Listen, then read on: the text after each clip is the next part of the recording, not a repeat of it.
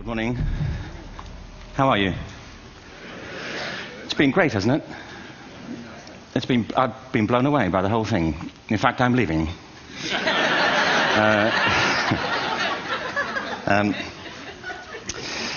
There have been three themes, haven't there, running through the conference, which are relevant to what I want to talk about. One is the extraordinary evidence of human creativity in all of the presentations that we've had and in all the people here.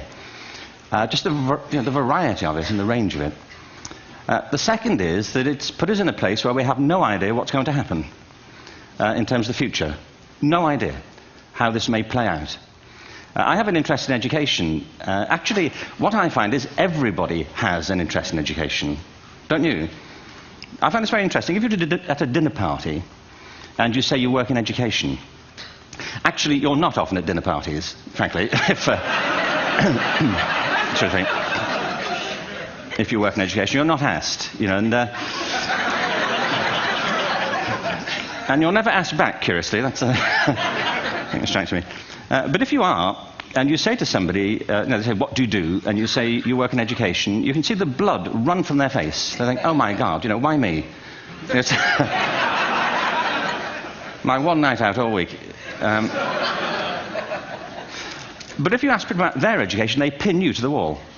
Because it's one of those things that goes deep with people. Am I right? Like religion and money and other things. So I have a big interest in education, and I think we all do. We have a huge vested interest in it, partly because it's education that's meant to take us into this future that we can't grasp. If you think of it, children starting school this year will be retiring in 2065. Nobody has a clue, despite all the expertise that's been on parade for the past 4 days, what the world will look like in 5 years' time. And yet we're meant to be educating them for it. So the unpredictability, I think, is extraordinary.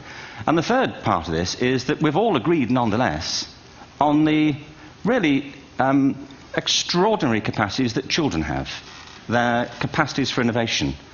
I mean, Serena last night was a marvel, wasn't she? Just seeing what she could do. And she's exceptional, but I think she's not, so to speak, exceptional in the whole of childhood. What you have there is a person of extraordinary dedication who found a talent. And my contention is all kids have tremendous talents, and we squander them pretty ruthlessly. So I want to talk about education, and I want to talk about creativity. My contention is that creativity now is as important in education as literacy, and we should treat it with the same status. Thank you.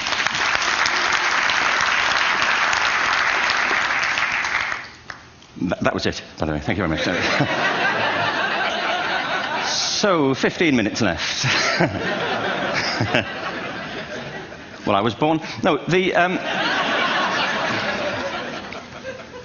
I had a great story recently, I love telling it, of a little girl who was in a drawing lesson. She was 6, and she was at the back drawing, and the teacher said this little girl hardly ever paid attention. And in this drawing lesson, she did. And the teacher was fascinated. She went over to her and she said, what are you drawing?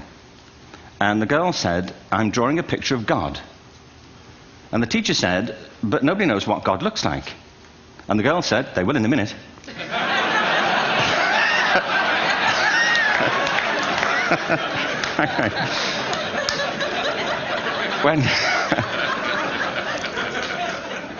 When my son was 4 in England, actually he was 4 everywhere, to be honest. I mean, if we're being strict about it, wherever he went, he was 4 that year. But he was in the Nativity play. Do you remember the story? No, it was big. It was a big story. Mel Gibson did the sequel. You may have seen it. I don't know. It was Nativity 2. But James got the part of Joseph, which we were thrilled about. We consider this to be one of the lead parts.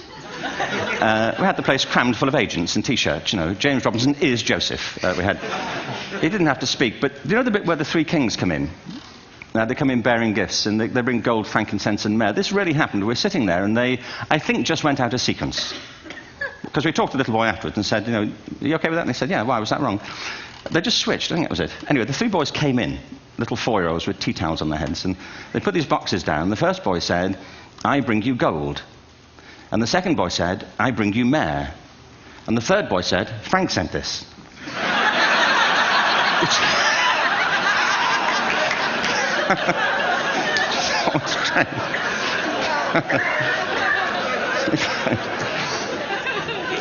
What these things have in common, you see, is that kids will take a chance. You know, if they don't know, they'll have a go. Am I right? They're not frightened of being wrong. Now, I don't mean to say that being wrong is the same thing as being creative. What we do know is, if you're not prepared to be wrong, you'll never come up with anything original. If you're not prepared to be wrong. And by the time they get to be adults, most kids have lost that capacity. They have become frightened of being wrong. And we run our companies this, by the way. We stigmatize mistakes. And we're now running national education systems where mistakes are the worst thing you can make. And the result is that we are educating people out of their creative capacities. Picasso once said this. He said that all children are born artists.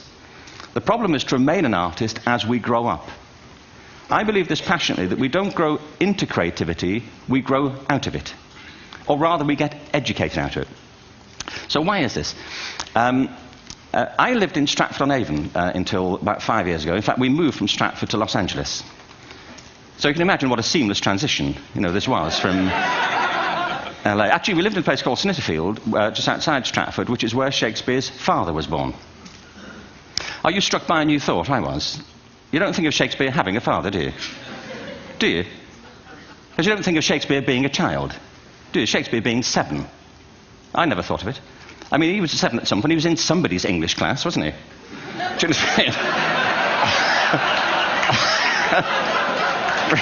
Really?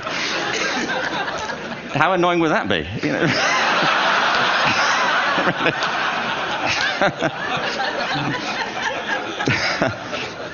Must try harder. Being sent to bed by his dad to Shakespeare. Go to bed now, to William Shakespeare, and put the pencil down, and stop speaking like that. It's confusing everybody.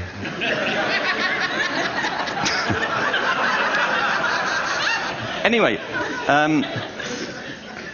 we moved from Stratford to Los Angeles, and I just want to say a word about the transition. Actually, my son didn't want to come. I've got 2 kids. He's 21 now, and my daughter's 16. He didn't want to come to Los Angeles. He loved it, but he had a girlfriend in England. This was the love of his life, Sarah. He'd known her for a month. Mind you, they'd had their 4th anniversary by then, because it's a long time when you're 16. Anyway, he was really upset on the plane. He said, "I'll never find another girl like Sarah." And we were rather pleased about that, frankly, because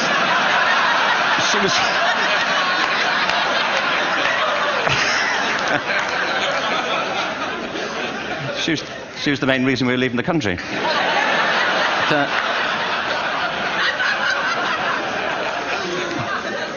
But something strikes you when you move to America and when you travel around the world. Every education system on Earth has the same hierarchy of subjects.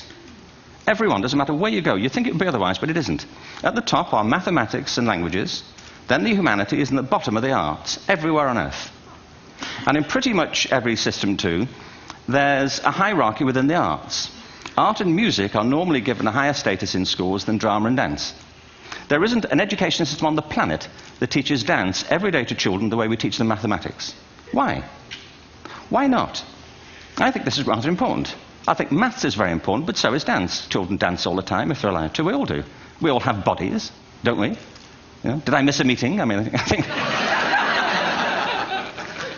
Truthfully, what happens is, as children grow up, we start to educate them progressively from the waist up.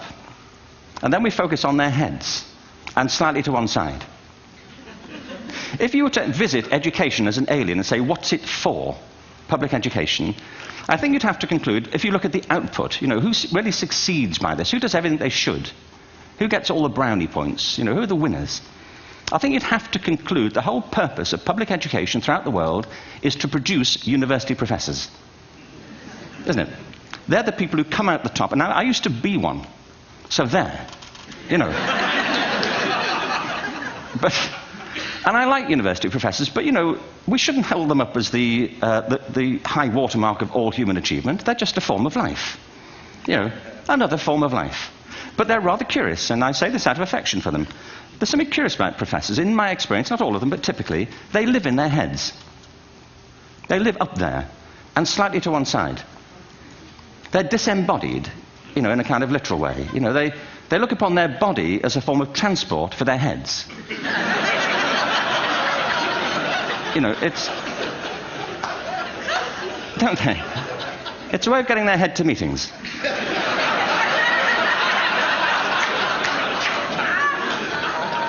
If you want real evidence of out-of-body experiences, by the way, get yourself along to a residential conference for senior academics and pop into the discotheque on the final night.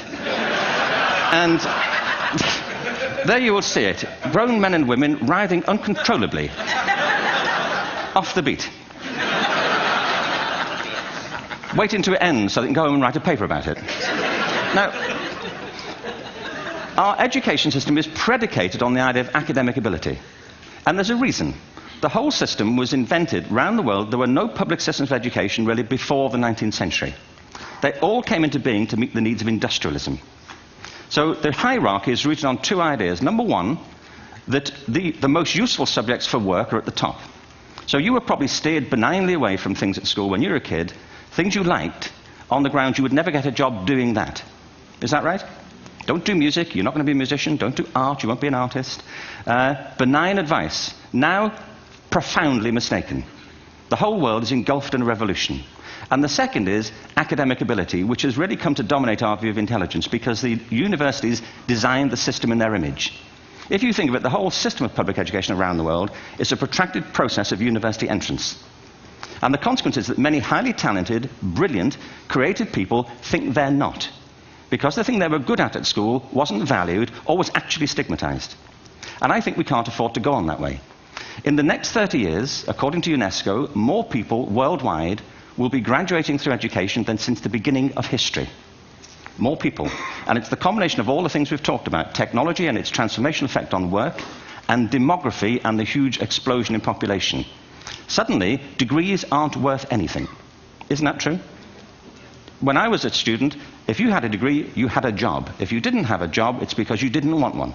And I didn't want one, frankly. So, but now, kids with degrees are often heading home to carry on playing video games. Because you need an MA, where the previous job required a BA, and now you need a PhD for the other. It's a process of academic inflation. And it indicates the whole structure of education is shifting beneath our feet. We need to radically rethink our view of intelligence. We know three things about intelligence. One, it's diverse. We think about the world in all the ways that we experience it. We think visually, we think in sound, we think kinesthetically, we think in abstract terms, we think in movement. Secondly, intelligence is dynamic. If you look at the interactions of a human brain, as we heard yesterday from a number of presentations, intelligence is wonderfully interactive. The brain isn't divided into compartments. In fact, creativity, which I define as the process of having original ideas that have value, more often than not, comes about through the interaction of different disciplinary ways of seeing things. The brain is intentionally... By the way, there's a shaft of nerves that joins the two halves of the brain called the corpus callosum. It's thicker in women. Following on from Helen yesterday, I think this is probably why women are better at multitasking. Because you are. Aren't you? There's a raft of research, but I know it from my personal life. If my wife is cooking a meal at home, which is not often, thankfully, but, if she's doing... she's good at some things. But if she's cooking, she's dealing with people on the phone, she's talking to the kids, she's painting the ceiling, she's doing open heart surgery over here. If I'm cooking, the door is shut, the kids are out, the phone's on the hook. If she comes in, I get annoyed. I say, Terry, please, I'm trying to fry an egg in here.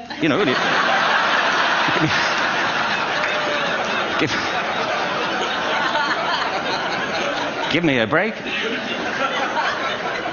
Actually, there was do you know that old philosophical thing? If a tree falls in a forest and nobody hears it, did it happen? Remember that old chestnut? I saw a great T-shirt recently which said, if a man speaks his mind in a forest and no woman hears him, is he still wrong?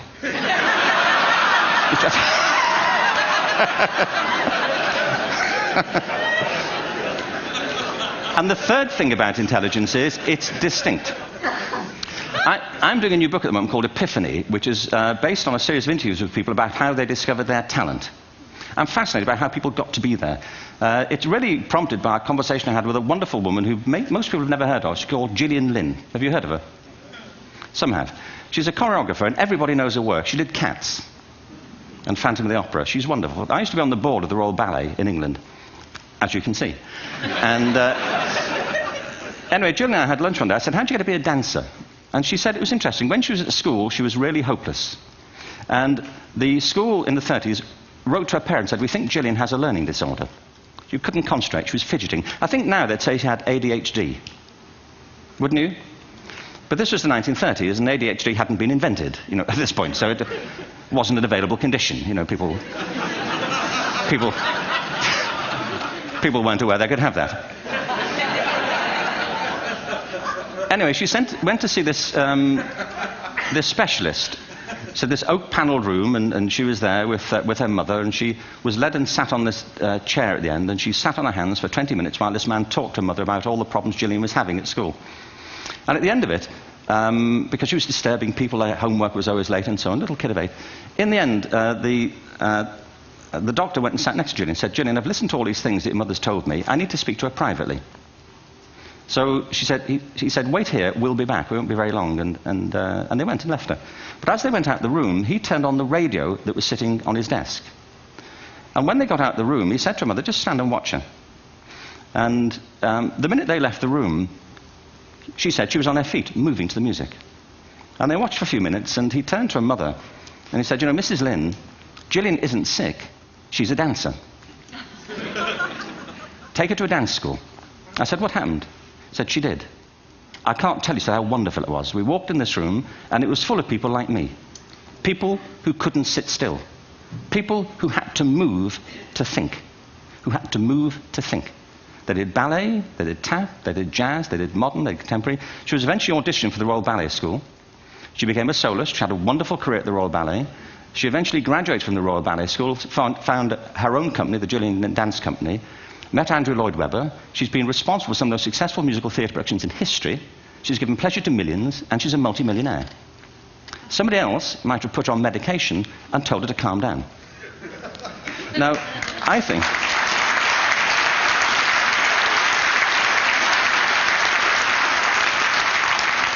What I think it comes to is this. Al Gore spoke the other night about ecology and the revolution that was triggered by Rachel Carson.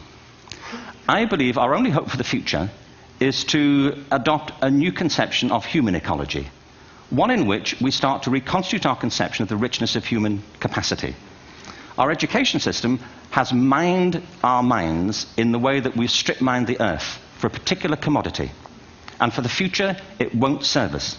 We have to rethink the fundamental principles on which we're educating our children. There was a wonderful quote by Jonas Salk, who said, if all the insects were to disappear from the earth, within 50 years, all life on earth would end. If all human beings disappeared from the earth, within 50 years, all forms of life would flourish. And he's right. What TED celebrates is the gift of the human imagination. We have to be careful now that we use this gift wisely and that we avert some of the scenarios that we've talked about. And the only way we'll do it is by seeing our creative capacities for the richness they are and seeing our children for the hope that they are. And our task is to educate their whole being so they can face this future. By the way, we may not see this future, but they will. And our job is to help them make something of it. Thank you very much. Bravo. Hierher.